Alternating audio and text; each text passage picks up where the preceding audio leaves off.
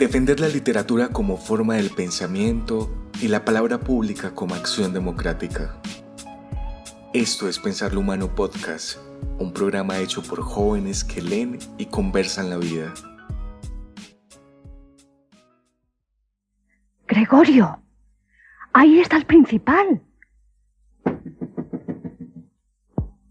Gregorio, ha venido el señor principal y pregunta por qué no te marchaste en el primer tren. No sabemos lo que debemos contestarle. Además desea hablar personalmente contigo. Haz el favor de abrir la puerta. Señor Samsa, ¿qué significa esto? Se ha trincherado usted en su habitación. No contesta más que sí o no. Inquieta usted grave inútilmente a sus padres. Y dicho sea de paso, falta a su obligación en el almacén de una manera inaudita. Estoy asombrado. Yo le tenía por un hombre juicioso y de repente se pone a hacer extravagancias. Cierto que el jefe me insinuó esta mañana una posible explicación a su ausencia. Se refirió al cobro que se le encomendó hiciese anoche efectivo. Y yo casi empeñé mi palabra de honor de que esta sospecha no venía al caso. Pero ahora, ante esta incomprensible testarudez, no me quedan ya ganas de seguir interesándome por usted. Su posición no es muy segura. Su trabajo deja bastante que desear. Cierto que no es esta la época más propicia para los negocios.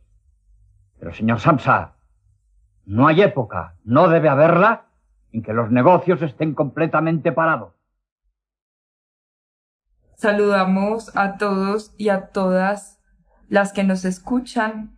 Este es el segundo programa de los podcasts de Pensar lo Humano, jóvenes que leen y conversan la vida, un proyecto apoyado por la Secretaría de Cultura Ciudadana de la Alcaldía de Medellín y un proyecto asociado al Plan de Lectura, Escritura y Oralidad. Mi nombre es Sara Daniela Quintero Ruiz, hago parte del Centro de Estudios Estanislao Zuleta y les acompañaré en esta ocasión junto a Joan Vivas, quien es un joven vinculado a la organización social Titiri 13, social y cultural, que tiene sede en la Comuna 13 y que hizo parte de una serie de laboratorios creativos en torno a la obra de Franz Kafka, La Metamorfosis. Entonces, voy a saludar a Joan. Hola Joan, ¿cómo estás? Hola Sara, muy bien, muchas gracias. Gracias por invitarme a conversar contigo sobre esta obra de Franz Kafka, La Metamorfosis. Gracias, Joan. Soy Joan Vivas, como cuenta, soy parte del colectivo juvenil Titiri 13 de la Comuna 13, que nos encanta y nos mueve un poquito el tema del arte desde los títeres y muy mediado por el tema del pensarse el entorno social, el entorno comunitario en el que vivimos y más del de la Comuna 13, que es un entorno que tiene unas complejidades en cuanto a su no sé, como su ser violento que ha tenido desde hace mucho tiempo y que ha estado tratándose de superar.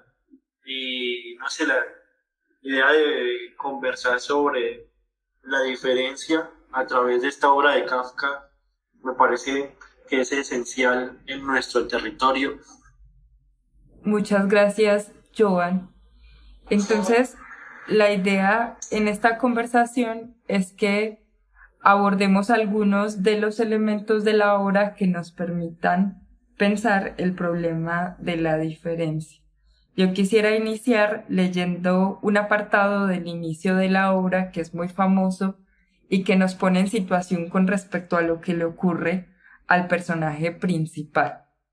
Entonces, el primer apartado de la novela corta o cuento largo dice así: Cuando Gregorio Samsa despertó una mañana tras un sueño inquieto, se encontró en su cama convertido en un horrible bicho. Yacía sobre el duro caparazón de su espalda y veía, al alzar un poco la cabeza, su vientre arqueado y oscuro, surcado por curvadas callosidades, cuya prominencia apenas podía aún sostener la colcha, que estaba ya a punto de escurrirse hasta el suelo. Muchas patas, lamentablemente escuálidas en comparación con el grosor del resto del cuerpo, le centelleaban desesperadas ante los ojos. Esta es la primera parte que introduce a todo el lector a la obra de la metamorfosis, y quería traerla a colación porque me parece como muy representativa de aquello que ocurre a lo largo de la historia, y es que estamos ante la transformación de un hombre que un día común y corriente, una mañana ha despertado convertido en un insecto. Entonces, como puesta sobre la mesa estas circunstancias que hacen parte de la obra, quisiera que pensáramos, Joan, como que las consecuencias que tiene para Gregorio ese despertarse convertido en un insecto, como que podríamos traer a colación para la conversación. Yo creo que cuando uno lee esa introducción de la metamorfosis, uno como que está en una situación de empatía con lo que le está pasando a Gregorio, o con lo que describe en ese momento, cómo se despierta, porque yo siento que muchas veces hay días en los que despierta sintiéndose así, ¿cierto? Sintiéndose raro con uno mismo, sintiéndose extraño, sintiéndose que no se reconoce a uno mismo, como que uno se mira al espejo y uno ve una cosa rara, un bicho raro ahí frente al espejo. Y el asunto es que yo siento que es tan poderoso que logra eso, y como que ahí uno todavía tiene como que la duda de si realmente Gregorio despertó convertido en un bicho, o solo es esa sensación interna que a veces tenemos de despertar siendo bichos. Pero bueno, en el desarrollo de la obra uno ya se da cuenta pues que sí, en efecto es un bicho de pies a la cabeza, pues. Pero creo que eso primero que decís es como importante, porque en esa primera parte vamos a tener como a un personaje que está como entre asumir esa condición extraña en la que se ha despertado o negarse radicalmente a ella, que creo que es como algo muy importante que atraviesa toda la obra, porque Gregorio va a estar entre aceptar esa condición o negarla, y negarla en función de los reclamos que tiene por parte de quienes lo esperan como un humano y no convertido en un insecto. Después de que Gregorio se despierta convertido en un insecto, pues lógicamente la familia, que está habituada a que este hombre, que es un trabajador, que es un viajante y vendedor de tela, se pare todos los días a las 5 de la mañana, coja el tren, vaya al trabajo, regrese a casa, traiga el dinero, etcétera, etcétera. Toda la familia va a estar como absolutamente angustiada ante lo que viene ocurriendo, que como que trastoca radicalmente el orden de cosas por vía de las cuales se llevaba la vida cotidianamente. Entonces, como que traigo a cuento la familia y la reacción de la familia ante esta situación que vive Gregorio, porque de alguna manera esa negación ante la cual va a verse llamado Gregorio frente a su transformación va a estar muy asociada como a los llamados de la familia que no comprenden la situación, y que fuera de eso van a estar muy por fuera de las significaciones que va a tener para un hombre como Gregorio el convertirse en un insecto, y también las significaciones que uno como lector va a encontrar en aquello que quiere decirnos Kafka con que alguien se despierte convertido en un insecto.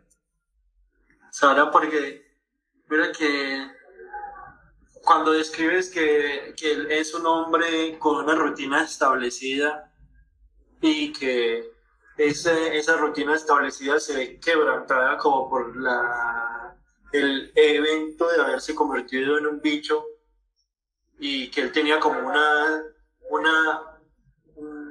rutina una lista de chequeo de lo que tenía que hacer todos los días, ¿cierto? Eso incluía pues como el hecho de que la familia ya tiene identificado cada uno de sus haceres en el día. ¿A qué hora se levantaba? Perdón. ¿A qué hora se levantaba? ¿A qué horas desayunaba? ¿A qué hora salía? ¿A qué horas y por qué? Y pienso en que si eso no es la vida, ese tipo de rutina no es la vida de un bicho realmente. Pues, o sea, él despertó siendo un bicho, pero él ya era un bicho, pues no, se me viene esa idea a la cabeza pensando en que, por ejemplo, las hormiguitas trabajan y dicen que no duermen, que no sé qué, toda esta función de simplemente seguir una rutina cada día, porque es como que el fin de su vida, ¿no? De su supervivencia, ¿cierto? Esa rutina típica de los bichitos, de conseguir la comida, y él, digamos que ya tenía esa rutina típica del bicho y solo le faltaba despertarse transformado en un bicho físicamente. Creo que con eso podríamos pensar en algo que es como otro elemento uno de los elementos que va a atravesar la novela corta de Kafka, y es que Kafka como que hace un retrato del tipo de sociedad o del tipo de relaciones en las que se inscribe Gregorio. Entonces, Gregorio es un hijo dentro de una familia que vive más o menos cómodamente bien, pero que está sujeta a un conjunto de deudas que a su vez las conduce hacia una vinculación constante con todo mecanismo que les permita tener dinero, o tener dinero pues para costear sus necesidades materiales. Y de otro lado también tenemos a un Gregorio que es un trabajador asalariado y que está asociado a una empresa que es absolutamente violenta en cuanto al traslado de los límites de la intimidad, por ejemplo, del otro. Hay algo muy tremendo, y es que mientras toda la familia está como preocupada ante lo que ocurre con Gregorio, se dan cuenta en la empresa que Gregorio no ha llegado, y el gerente de la sede en donde él trabaja se va a la casa de la familia a tocarle la puerta a Gregorio y a preguntarle que por qué no va al trabajo, e incluso a coger esa situación como diferente o particular en la que se encuentra Gregorio como excusa para acusarlo de un conjunto de conductas insatisfactorias frente al trabajo, cuando tenemos de otro lado un relato que nos viene contando sobre Gregorio, que es como el trabajador perfecto, el trabajador cumplido, el que no saca tiempo para sí mismo, que está en función de la familia y del horario y demás. Entonces, como que este comentario lo hacía pensando en que de alguna manera esa vida monótona que retrata Kafka, esa vida más o menos de insecto que pues ponías como que en sospecha con respecto a la transformación de Gregorio, y te preguntabas pues si en efecto se había convertido en un insecto o si antes ya no era un insecto. Ese tipo de vida es una vida propia de un tipo de sociedad que es la sociedad en la que se inscribe Gregorio. Sí, Sara, y otra cosa que me hace pensar es el tema de que cuando él despierta y hay esa descripción que nos muestra de que físicamente él se está transformado en un bicho, y lo que decía de que a veces sentimos que nos despertamos como con con esa sensación de extrañeza de nuestro cuerpo también, y que uno dice, pues esto es algo normal, pues estoy como adormecido todavía, y con el tiempo se me va a pasar. Y Gregorio también como que piensa en eso, ¿no? Como que piensa, si vuelvo y cierro los ojos un momentico y me duermo y me despierto, ya estaré otra vez normal. Esto solo es una sensación de extrañeza pasajera. Y entonces esa relación que tiene con su rutina, con su trabajo, con su familia, pues él todo el tiempo como que la tiene presente, que tiene que cumplirla y que la quiere seguir cumpliendo.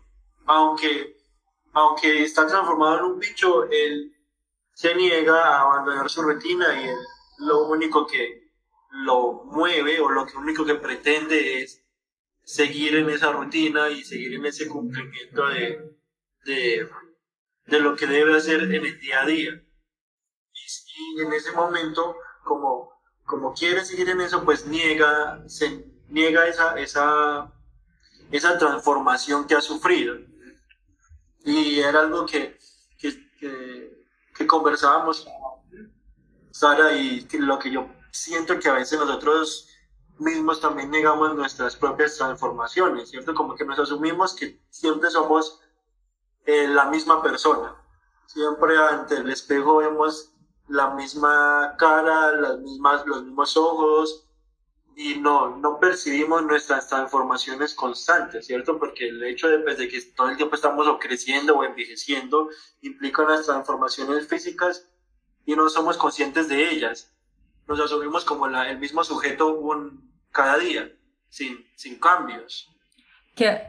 A veces como que los únicos cambios que nos asumimos son como los internos, es decir, como los de, ahora sé una cosita más o pienso de una manera diferente, pero físicamente a veces como que no nos asumimos conscientemente, y él también siento que hacía eso, ¿no? Físicamente no se asumía conscientemente y lo único que lo movía era lo que tenía en la cabeza, y en la cabeza era incrustada una rutina, y eso era lo que pretendía hacer. Hay algo muy importante, y es que vas allá como de pensar en si la vida previa a la transformación de Gregorio no era una vida de insecto. Uno podría preguntarse como por los sentidos que tiene el hecho de que se convierte de manera efectiva y concreta, convertido Gregorio en un insecto. Y como que traía a colación este comentario porque me parece que de alguna manera esa sensación de extranjería con respecto a lo común, con respecto a lo cotidiano, con respecto a las lógicas en las que se inscribía la vida de Gregorio, es como muy importante y diciente con respecto a Gregorio.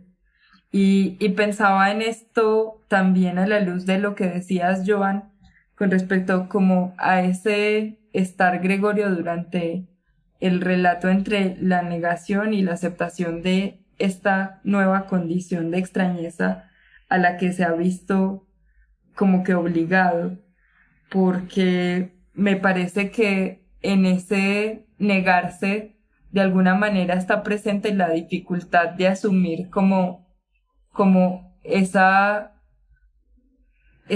parte singular constituyente de todo ser humano, como ese estado al que se ve llamado Gregorio y al que uno se preguntaría si no hubiese sido por ese sueño inquieto que lo llevó a convertirse en un insecto, al que uno se preguntaría si Gregorio alguna vez hubiera llegado.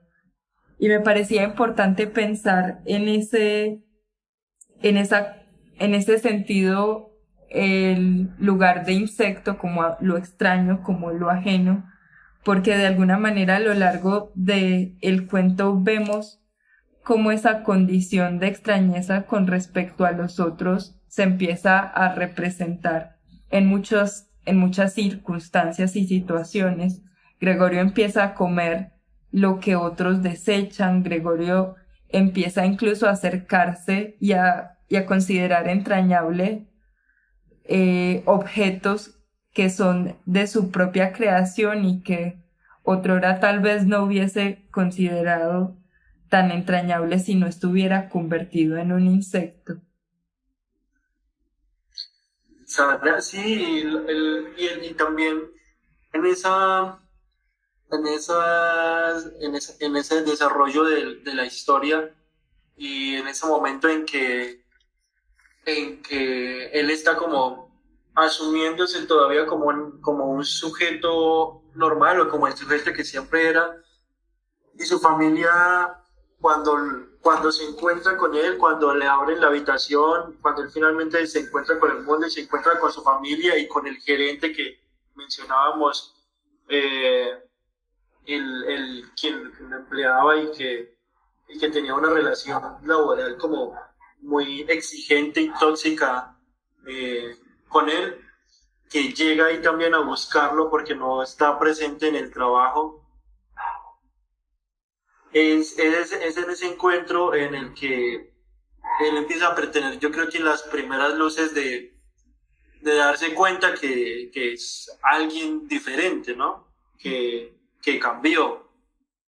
Y entonces no fue a través de los ojos propios, no fue a través del propio reconocimiento, no fue el haberse sentido extraño, no fue el ver que tenía unas patas extrañas, no fue nada de eso que él percibía con los sentidos de sí mismo lo que lo llevó a darse cuenta de su diferencia, sino fue el ver que los otros lo señalaban o lo miraban de forma diferente, ¿cierto? Sí. Y horrorizada, y sobre todo como esa sensación de horrorizado, porque me parece muy extraño la figura del bicho y de lo feo y del horror, porque no todos los horrores, digamos así, entre comillas, de todo lo horroroso nos genera la misma sensación. Yo pienso, por ejemplo, en mi perrito, que es un pug, y que todo el mundo lo ve y dice, ¡ay, qué perro tan feo! Pero es en un tono de ternura, no es en un tono de... Supongo que cuando miraron a Gregorio Samsa, su familia no dijo, ¡ay, qué Gregorio tan feo!, ¿no? Pues con ese tono de ternura, sino, ¡guácala, qué cosa tan fea! Que de alguna manera como que es el lugar extraño, hiper diferente, porque yo creo que Gregorio traza un abismo, en tanto se ha convertido en un insecto, traza un abismo con respecto a la comunidad, con respecto a lo común, a los otros, a la familia, al tipo de relaciones que lo ubicaban como trabajador asalariado o hijo depositario de la deuda familiar.